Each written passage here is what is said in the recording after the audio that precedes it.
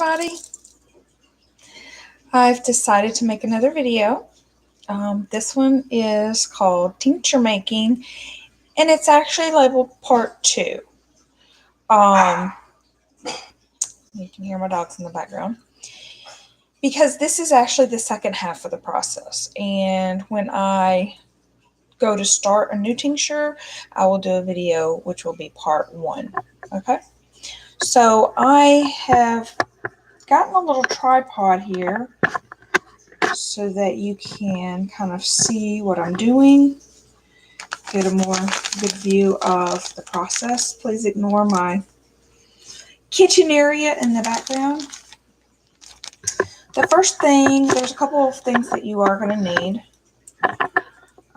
First thing is this is just cheesecloth. I actually bought this at the local grocery store. You can pretty much get that anywhere. Okay, you are going to need that. Pair of scissors.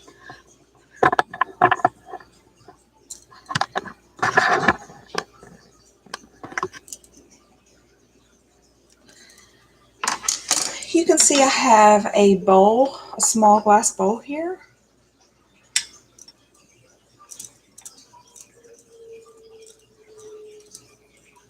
And I have a fine mesh strainer. Okay. This right here is my tincture, and this is what I mean by Part 2.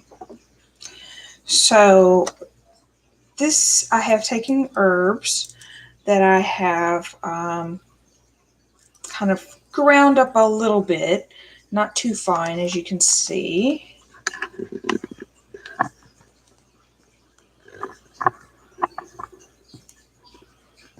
Okay. Got a lot of weird light here in the background. And then I have I've probably filled that up about a 1/3 of the way full, and then fill the rest with apple cider vinegar and a little bit of honey. So you can see, and I have it labeled when I started it. This needs to set for around 4 to 6 weeks. So that's going to give you a really nice, strong tincture.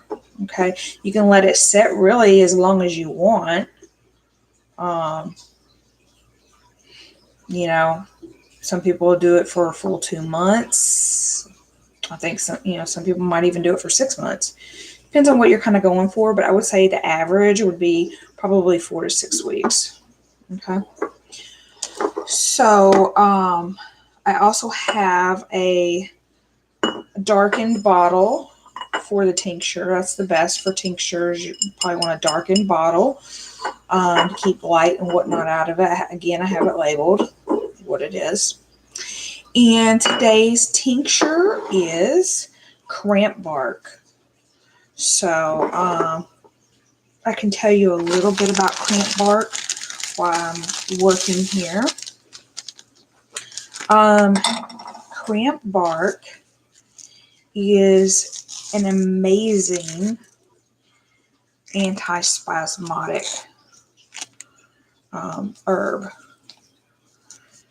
So, and as you would assume, it is very good for cramps, any type of cramps, especially menstrual type cramps.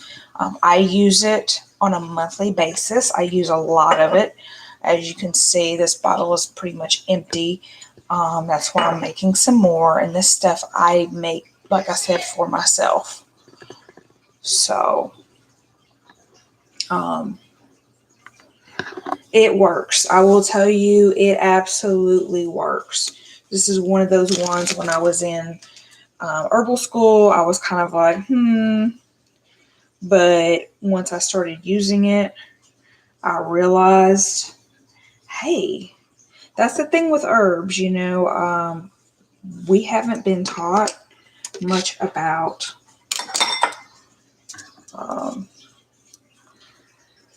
traditional herbs, traditional plants, indigenous plants that are here right in our backyards, that we can use. We haven't really, that's not how we grew up, okay? Not most of us anyways. So it's kind of a rediscovering of this. And it's natural, you're going to be kind of skeptical. Oh, I don't know if that's going to work or not. But, you have to try and see. It's just like any other medication that you would take from your doctor. Everybody's different. So maybe it works for you. Maybe it doesn't. But I will say this cramp bark definitely worked for me. And again, I take it on a monthly basis. Excellent herb. Okay, so as you can see, I have cut some of this cheesecloth here, and I have 2 layers of the cloth. Okay, and that's about all you need, is probably 2 layers. Now I'm going to set this to the side. Let's bring our bowl over here. Okay. Now there's different ways that you can do this, but this is pretty much the simplest way that you can do this. There are presses and different fancy things that you can buy to do this, but again, this is the simplest way, and it's easy. It works. It's a tried and true method. So let's look at what we got going on here. All right, so we are going to now begin what I call the decanting process. All right, now this is a little hard to open. For me, the way that I was taught how to do tinctures, again, is you're going to let it set for 4 to 6 weeks, and I do mine outside, and that's just the way I was taught. You get the energy from the sun, moonlight energy, just earth energy in general. Especially in the summer, if it's heated up, you're going to get that nice heat to really infuse. So some people, they leave theirs inside in a dark place. Just depends on what you're wanting to do. But I can only tell you how I was taught, okay? And there's different thoughts on that. So let me try to get this open. And this is not the best way, so I'm not going to show you what I'm doing here. But I got to tap this a little bit to loosen up this. So I don't advise anybody to do this method of opening.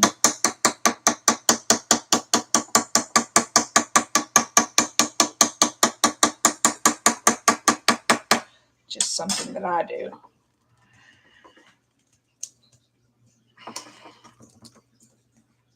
Okay, it's going to have to do a little bit more.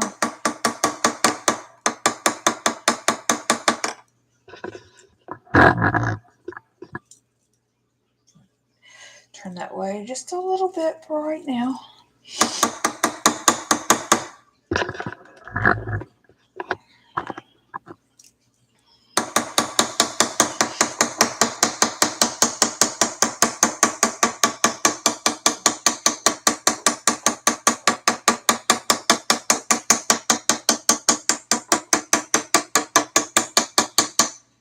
Okay. Oh, there it goes. It started to turn. All right.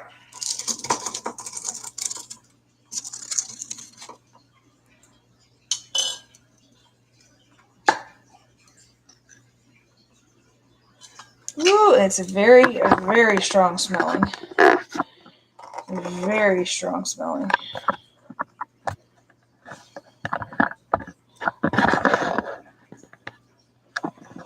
Okay, so You can see in there.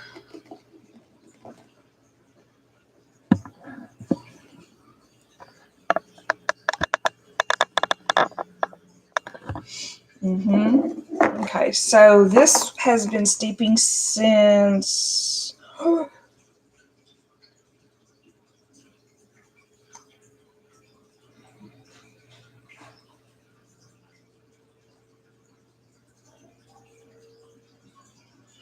wow. I think this one's been left out there for a while.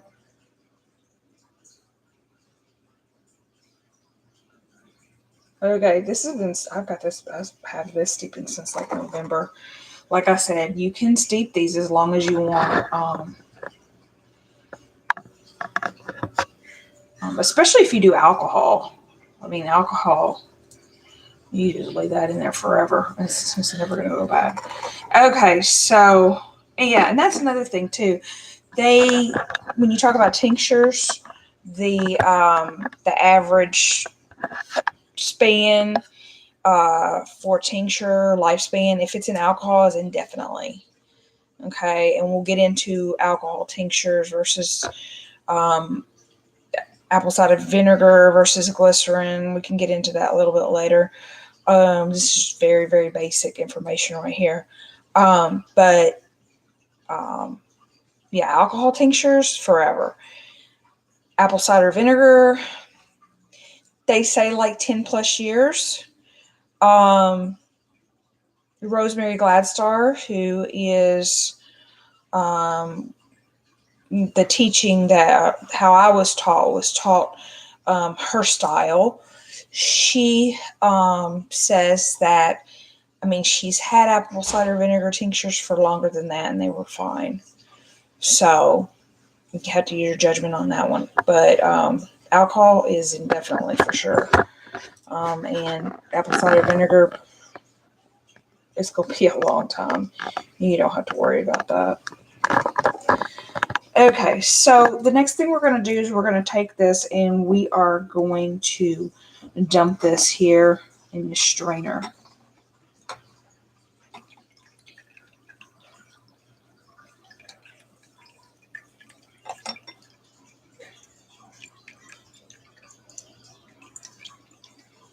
Okay, it's going through the mesh. It's going through the cheesecloth.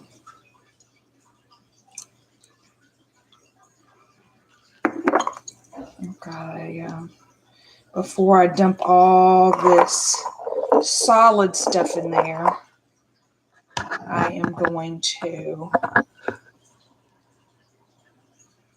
you can see this. I'm going to kind of let that drain a little bit.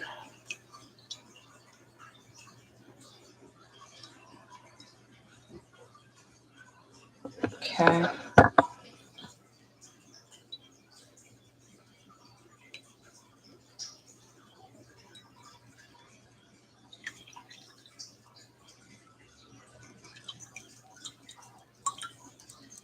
Okay. So now I'm going to get all the solid out that I can.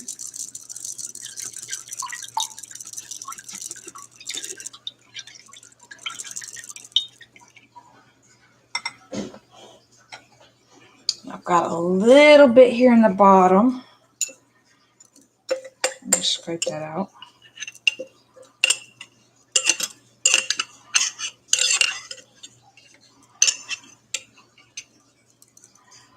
Okay.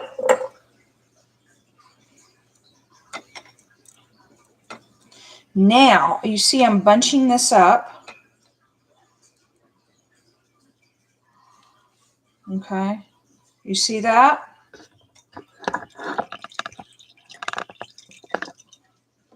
Now, as I squeeze it, more and more stuff comes out. So now I'm really getting the stuff out of there now. Out of that solid little mass.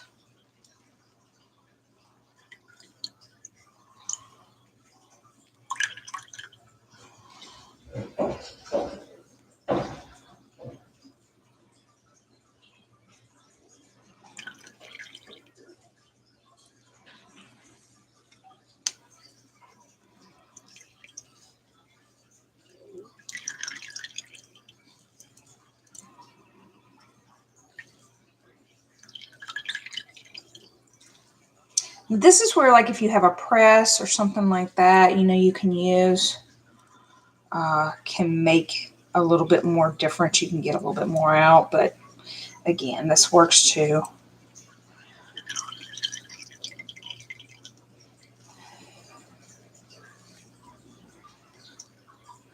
Okay.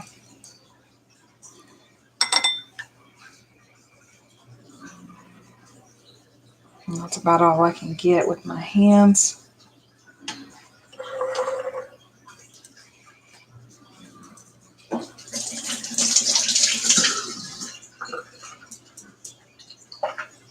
All right, so the next thing we're going to do is we are going to take this now. Let me show you what we got. We got a nice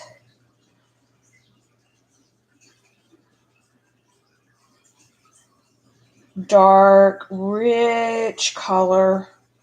This is the apple cider vinegar and the honey. Okay, and this is the Cramp bark. Now, I think I want to do another video and just go over Cramp bark in detail because this is such a wonderful herb, especially for women. Great herb. So, I'm going to get my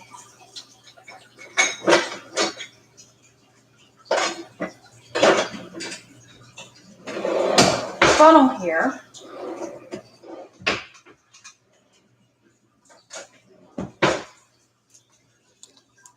Okay.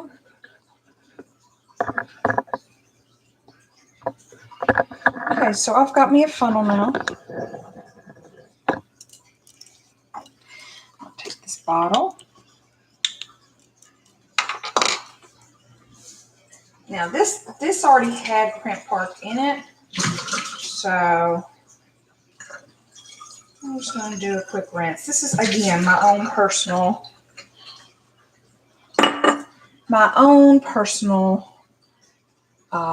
supply.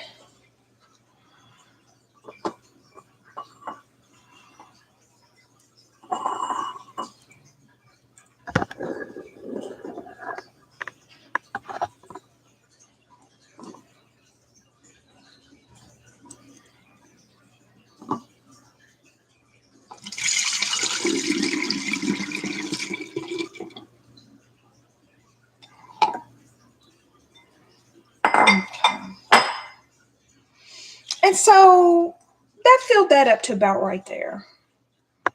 Right there. Okay. So, I mean, you could probably do a little bit of a smaller bottle if you wanted. And this was a pint mason jar. You can see about how much that makes. Okay. And now you got the top on. Now, for, if you're selling or something like that, you have a,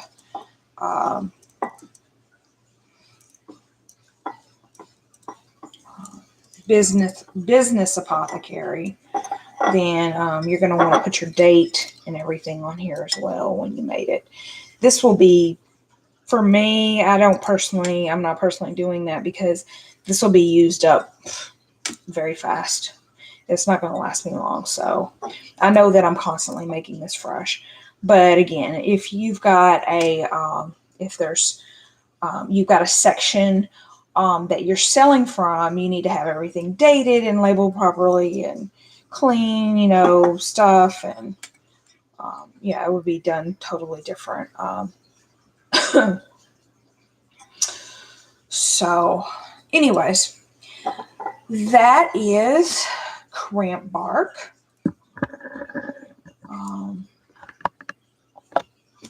And again, that was kind of part 2 of the tincture making. This would be considered the decanting process. So next time when I start the process, I will make a part 1. No, it's a little bit backwards, but that's where I am right now. I was in the middle of decanting. I was going to be decanting today, and I thought this will be a nice thing to share with the viewers. Okay, so I hope you like this. If you have any questions, don't hesitate to send me any questions or whatnot. I'd be happy to answer any of them. Thanks.